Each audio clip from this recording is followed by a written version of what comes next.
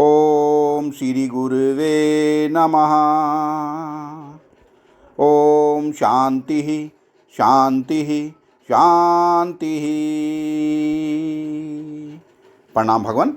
भगवान योग वासिष्ठ महारामायण से निर्वाण प्रकरण उत्तरार्ध और सर्ग नंबर 63 लेते हैं भगवान, जिसमें शीर्षक है स्वप्न जगत की ब्रह्म रूपता एवं सत्यता का प्रतिपादन।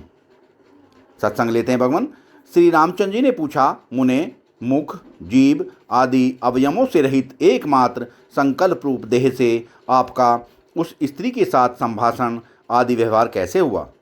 उस दशा में आपने क, च, ट, प, त आदि वर्णों को कैसे उच्चारण किया?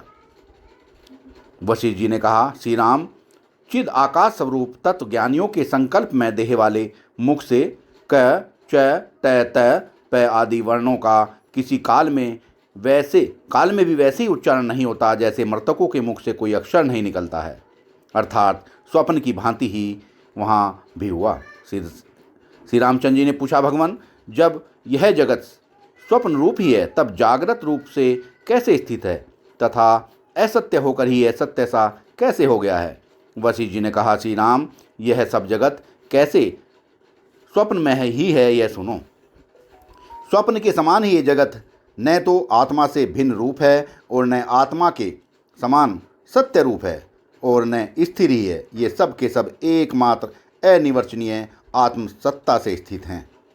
वे सब जगत एक दूसरे को किंचित मात्र भी नहीं देख पाते तथा कोठी के भीतर रखे गए जड़ बीज की एक राशि की तरह भीतर ही भीतर सड़ गल कर नष्ट भी हो जाते हैं। नष्ट होकर भी वे चेतन रूप ही रहते हैं, सर्वथा शून्य नहीं हो जाते।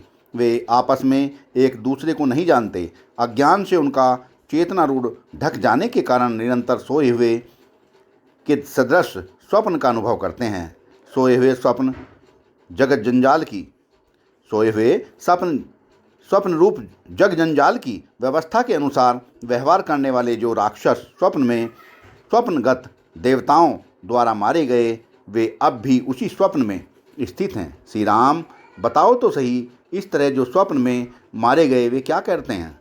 अज्ञान के कारण मुक्त नहीं हुए तथा चेतन होने के कारण पत्थर के सदृश भी स्थित न रहे। वे लोग पर्वत, सागर, पृथ्वी तथा अनेक जीव जंतुओं से भरे इस संपूर्ण दृश्य प्रपंच को चिरकाल तक उसी तरह अनुभव करते हैं जैसे हम लोग, अर्थात इसीलिए उनका अपना स्वप्न चिरकाल की अनुवृत्तियों से हम लोगों के अनुभव की तरह जागृत अवस्था रूप ही हो जाता है।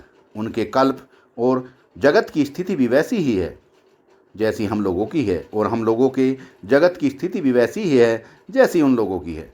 उनके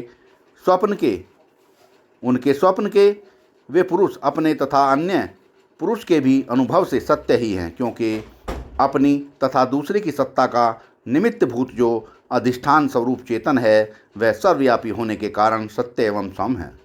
जैसे आत्मा में वे स्वप्न के पुरुष सत्य हैं, वैसे ही दूसरे पुरुष भी जिनका प्रत्येक स्वप्न में मुझे अनुभव होता है वे सत्य ही हैं। तुमने अपने स्वप्न में जो अनेक नगर तथा नागरिक देखे थे वे सब वैसे ही अब भी स्थित हैं, क्योंकि सर्वव्यापी ब्रह्म स्वरूप सर्वस्वरूप है। भीत में, आकाश में, पाषाण में, जल में और स्थल में सर्वत्र भिन्न भिन्न पदार्थों के अंदर चिन्ह मात्र परमात्मा ही विराजमान है। वाह भगवान वाह। भीत में, आकाश में, पाषाण में, जल में और स्थल में सर्वत्र भिन्न भिन्न पदार्थों के अंदर चिन्ह मात्र परमात्मा ही विराजमान है। वही संपूर्ण विश्व रूप से स्थित है। अतः चिन्ह मात्र परमात्मा के सर्वव्यापी होने से जहाँ तहाँ सर्वत्र ही जगत हैं। इनकी संख्या यहाँ कैसे बतलाई जा सकती है? तत्वज्ञानियों की दृष्टि में वह सारा जगत पर ब्रह्म ही है, परंतु अज्ञानियों के मन में दृश्य प्रपंच रूप से स्थित है। सत्संग को विराम देते हैं भगवान। प्रणाम भगवान।